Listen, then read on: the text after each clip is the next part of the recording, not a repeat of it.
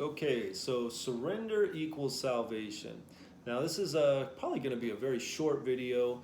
There's a lot packed into that concept, how do you know if you're surrendered, or what does it look like when you surrender, or what kind of traits do you develop when you surrender? What does it mean to be a lukewarm Christian? I mean, there's a lot packed into this notion of surrender equals salvation.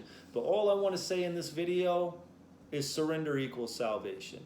You're not going to heaven because you said the sinner's prayer. You're not going to heaven because you asked Jesus into your heart. You're going to heaven because you have moved all the chips in on God.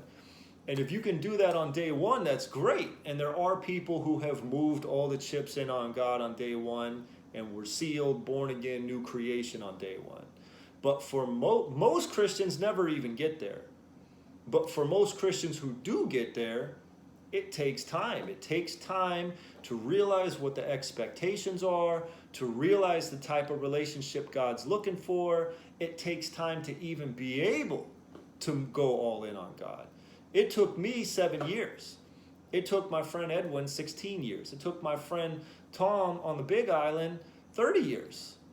I mean, it took a long time for me to figure out that I was a lukewarm Christian in God's eyes, and for me to even be able to want to move all in on God. I thought I could keep one foot in the world.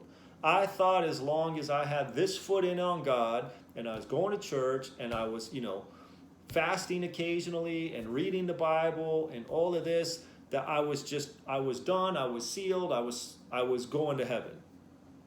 But in February of 2020, God showed me there was another level he was looking for me to go to, a level I had been resisting for 7 years because I thought it wasn't necessary. I thought it was like gravy or like a luxury or something, or like you could go there if you really wanted to.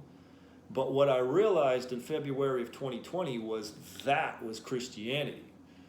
Was that all-in level that he was calling me to wasn't just a luxury, it was a necessity. It was, if you want to be mine, if you want to go to heaven, if you want to be redeemed, sealed, all the stuff it talks about in Scripture, a new creation, you got to go all in. All in doesn't mean perfect. All in doesn't mean you don't make any mistakes. But all in means you marry God. It means you go all in and you enter into this eternal covenant and you don't ever get out. So it's good to say the sinner's prayer. It's good to walk with God.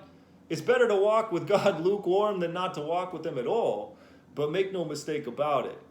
If you're the girlfriend of God or the fiance of God or the whatever of God, it is not done. It is not sealed. It is not completed until that ring goes on the finger.